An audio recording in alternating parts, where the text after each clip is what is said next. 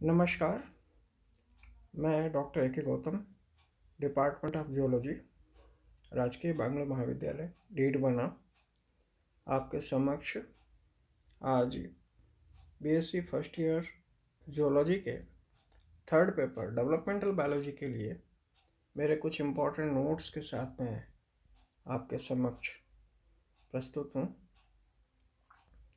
ये मेरे handmade notes हैं जो कि आज से करीबन 30 साल पहले मैंने लिखे थे। इनकी कागज़ काफ़ी जीर्ण हो चुका है, जिसको कि मैंने स्कैन किया है।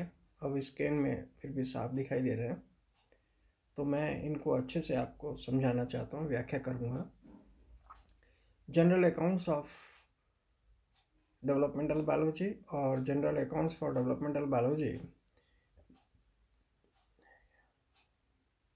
के बारे में ये टॉपिक है। तो सबसे पहले मैं डिस्कस करूँगा एम्ब्रियोलॉजी क्या होती है। एम्ब्रियोलॉजी शब्द का अर्थ है स्टडी ऑफ एन एम्ब्रियो, जो कि Greek word embryo plus logy से मिलकर बना हुआ है। भ्रूण क्या होता है उसकी डेफिनेशन है ये।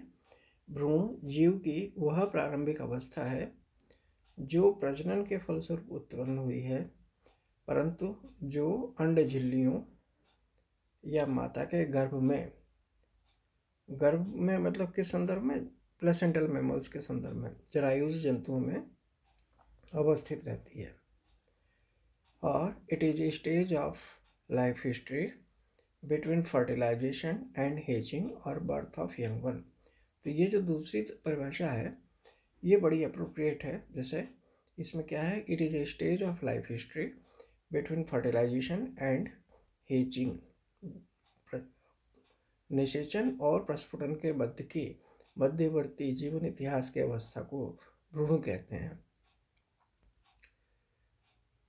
एक जंतु के परिवर्धन को ठीक से समझने के लिए सिर्फ भ्रूण का अध्ययन ही पर्याप्त नहीं होता, परंतु हमें युग्मक निर्माण या गैमेटोजेनेसिस, फर्टिलाइजेशन, मेटामॉर्फोसिस, रीजनरेशन इत्यादि अनेक प्रक्रमों को भी ठीक से समझना होता है। इस नवीन परिप्रेक्ष्य में भ्रूण विज्ञान नाम अधूरा प्रतीत होता है, क्योंकि इसका अर्थ सिर्फ भ्रूणों का अध्ययन निकलता है। अतः एक नया नाम इस विद्या के लिए दिया गया है, जिसे परिवर्धन जैविकी या डेवलपमेंटल बायोलॉजी भी कहा जाता है। डेवलपमेंट के दो मीनिंग्स हैं, दो अर्थ हैं बायोलॉजी में लिए जाते हैं, जो कि पहला है एक परिवर्तन किसी इंडिविजुअल, किसी व्यक्ति से संबंधित होता है। उदाहरणार्थ समय के साथ एक अंडा प्रस्फुटित होता है तथा उससे लार्वा प्रकट होता है। यह लार्वा फूड लेकर मोल्टिंग करता है और प्यूपा अवस्था में बदल जाता है, जो बाद में वयस्क में परिवर्तित हो जाता है। इस प्रकार का परिवर्तन ऑन्टोजेनिक डेवलपमेंट कहलाता है। दूसरे प्रकार का परिवर्तन जातियों या पॉपुलेशंस के इतिहास से संबंधित होता है।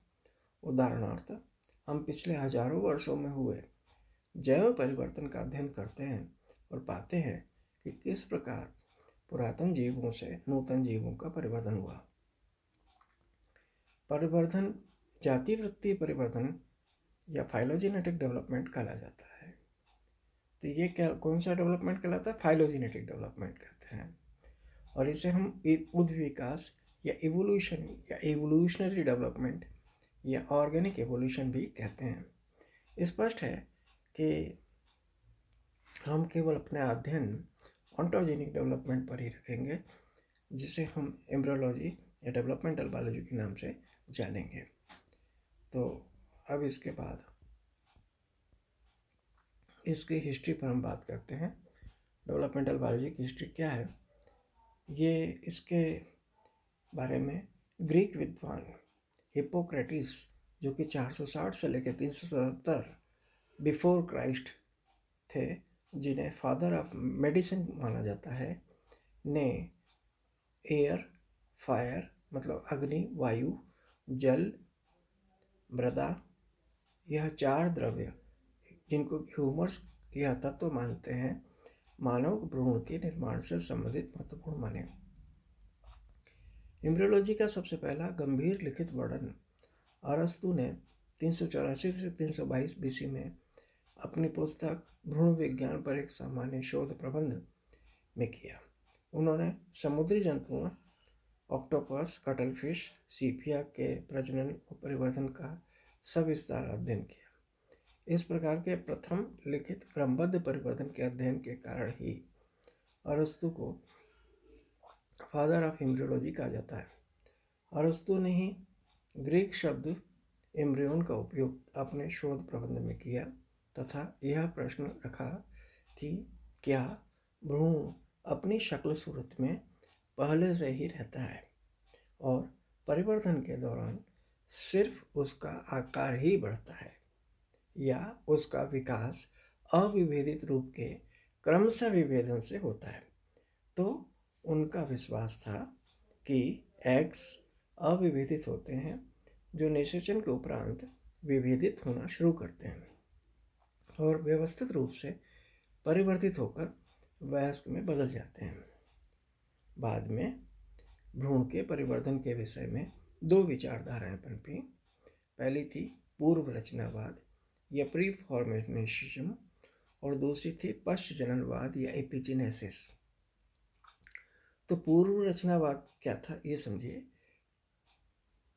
इसके अनुसार भ्रूण में शुरू से ही वयस्क जंतु के सभी अंग तंत्र सूक्ष्म रूप से विद्यमान रहते हैं। इन्हें इनके अत्यंत सूक्ष्म आकार के कारण ही नहीं देखा जा सकता है। परिवर्तन के समय इन अंगों का स्थायीकरण व इनमें वृद्धि होती है। तो ये जो कंसेप्ट है ये कहलाता है प्री फॉर्मेशनिज्म या पूर्व रचनावाद। सॉरी, आज मेरा गला बिल्कुल ख़राब है इसलिए मैं थोड़ा बोलने में परेशान फील कर रहा हूँ। तो अब ये तो हो गई सब पूर्व रचनावाद की बात।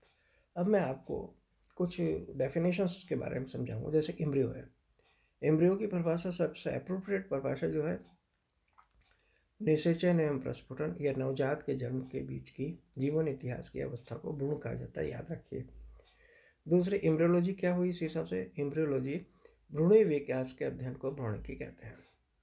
और डेवलपमेंट क्या होता है, सजीवों की ऐसी प्रक्रिया जिसमें एक अंड, तंतु या कलिका का पूर्ण वयस्क में रूपांतरण की संख्यात्मक परिघटना घटित होती है।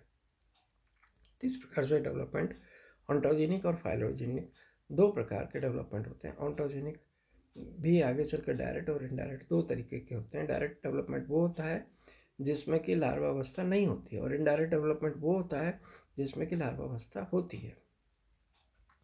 तो इस प्रकार से डेवलपमेंटल बायोलॉजी क्या हुई, डेवलपमेंटल बायोलॉजी ऐसी प्रक्रिया के अध्ययन को कहते हैं जिसके द्वारा जीवधारी अपने संपूर्ण जीवन काल में संरचनात्मक तथा कार्यकीय प्रगतिकारी क्रमबद्ध परिवर्तनों के द्वारा गुजरता है। बहुत इंपॉर्टेंट डेफिनेशन है, बहुत अच्छी डेफिनेशन है। ऐसी प्रक्रिया के अध्ययन को कहते हैं जिसके द्वारा जीवधारी अपने संपूर्ण जीवन काल में संरचनात्मक तथा कार्यकीय प्रगतिकारी क्रमबद्ध परिवर्तनों के द्वारा गुजरते हैं। तो study of biological development of an embryo organism is known as developmental biology. अब दो कुछ परिभाषाएं और हैं, जैसे what do you mean by blastogenesis, मतलब कोरक जनन क्या होता है। Development through an asexual reproduction, अलैंगिक जनन के द्वारा जो विकास होता है उसको ब्लास्टोजेनेसिस या कोरक जनन कहते हैं। दूसरे टर्म होती है embryogenesis. Development through sexual reproduction is known as embryogenesis. लैंगिक जनन के द्वारा जो विकास होता है उसको एम्ब्रियोजेनेसिस के नाम से जाना जाता है।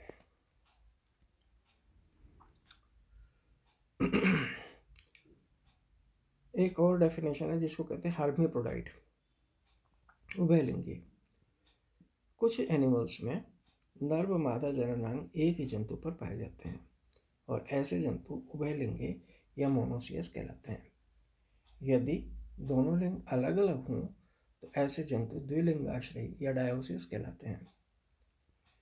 फिर आता है सवाल, प्रोटोस्टोम्स क्या होते हैं? प्रोटोस्टोम्स को हिंदी में आद्यमुखी भी कहते हैं। इसमें ब्लास्टोपोर द्वारा सीलेंट्रेट्स, एनिलिड्स, आर्थ्रोपोड्स और मोलस्क में माउथ के बनता है। ब्लास्टोपोर द्वारा सीलेंट्रेट्स, एनिलिड्स, आर्थ्रोपोड और मोलस्क में माउथ बनता है।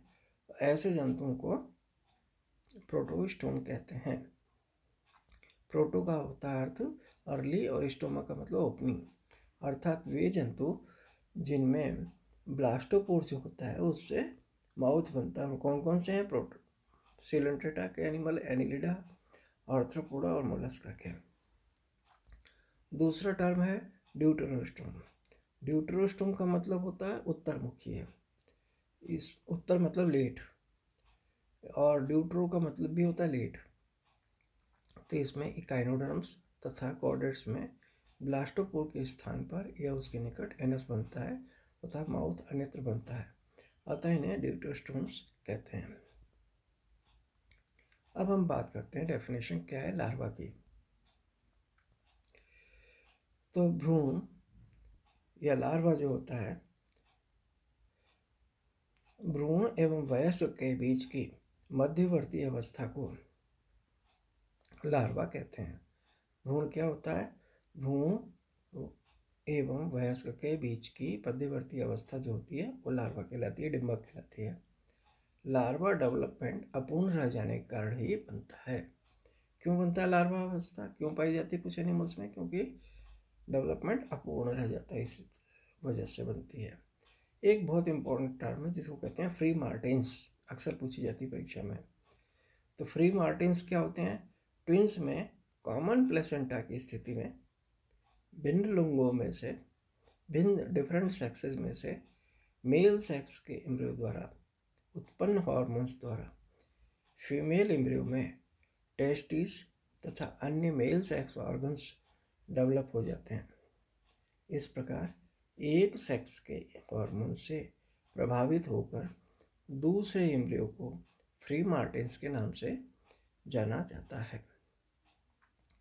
तो ट्विंस में कॉमन प्लेसेंटा की स्थिति में भिन्न लिंगों में से मेल सेक्स के एम्ब्रियो द्वारा उत्पन्न हार्मोन्स द्वारा फीमेल एम्ब्रियो में टेस्टिस तथा अन्य सेक्स हार्मोन्स या अन्य मेल सेक्स हार्मोन्स डेवलप हो जाते हैं, और इस प्रकार एक सेक्स के हार्मोन से प्रभावित होकर दूसरे एम्ब्रियो को फ्री मार्टिन्स कहते हैं। तो ये ध्यान रखने की बात है, बहुत अच्छी टर्म है जो कि अक्सर एग्जाम में पूछी जाती है। Thank you. तो ये मैंने एक बहुत इंट्रोडक्टरी आउटलाइंस थी जूलॉजी की, डेवलपमेंटल बायोलॉजी की, जो कि मुझे आपसे शेयर करनी थी, वो मैंने की है। ये सारे इंपॉर्टेंट क्वेश्चंस में पूछी जाती हैं, आप इन्हें याद करिएगा। Thank you very much.